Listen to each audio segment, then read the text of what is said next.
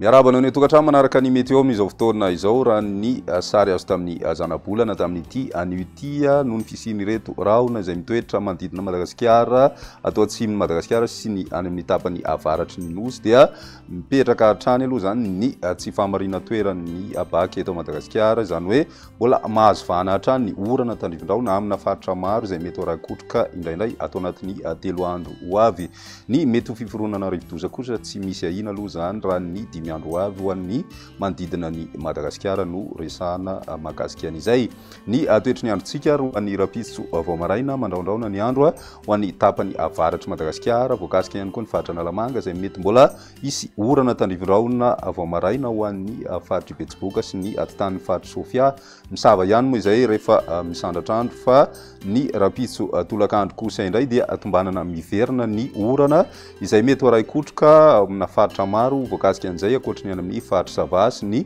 faritry Boeny ny morontsiraky ny faritry Melaky sy ny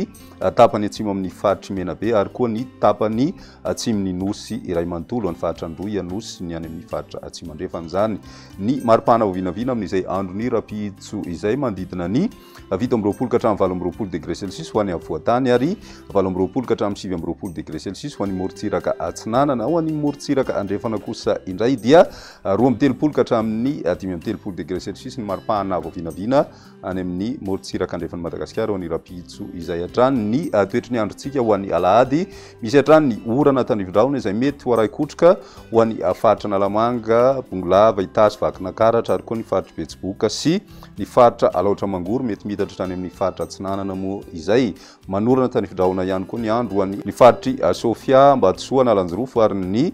tapany avaratra amin'ny faritra Alaotra Mangoro mety midatra hatrany amin'ny faritry Melaky ihany koa izay mandraondraona ny andro amin'ny ankapobeny ho an'ny tapany atsimon'ny voatany ho an'ny faritra Moronmania, Matsiatrambony sy Orombe zany izay mety hisy ihany ny tandrivindraona vitsy indraindray mety voakasika an'izay ihany koa ny atitan'ny faritra atsimo andrefana sy Menabe ary koa ny any amin'ny morontsiraka atsimo atsinanany nosy ny ambiny moa dia maina hatrany ny andro amin'ny ankapobeny raha ny maripana vao vinavina amin'izay andro ny alahady izay miakatra ho an'ny voatany izay maripana ambony indrindra izay satria dia 20 ka hatramin'ny 20 degré Celsius torak'izay koa ny morontsiraka atsinanany nosy 20 ka hatramin'ny 30 degré Celsius ary ny any amin'ny ilany andrefana dia 30 ka hatramin'ny 30 degré Celsius ny maripana vao vinavina any amin'ny tapany andrefana izay ny toetry ny androntsika ho an'ny alatsinainy mbola misy hatrany ny orana izay mety ho raikotroka ho an'ny voatany ary koa ny any amin'ny ilany voany atsinanan'ny Madagasikara mitatra hatrany amin'ny faritry Sofia sy ny atitan'ny faritry Melaky Boeny moa izay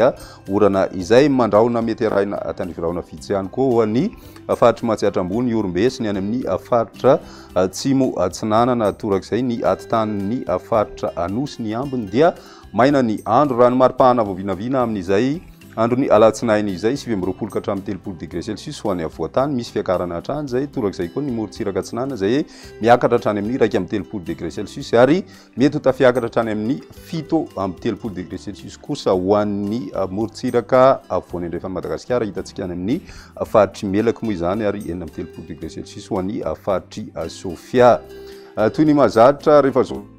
arosantsika indray ny tany falotoan-drivotra mbola anjanona ambony izay tany falotoan-drivotra izay raha ny eto Antananarivo ary mety akarary ireo olona marefo moa izany avo evatra eny hoarina amin'ny fenitra nasionaly sy ny fetrany OMS ny rehetra voaray atao anatin'ny 3 andro ho avy dia vinavinaina idina tsikelikely izay tany falotoan-drivotra izay na zany dia mbola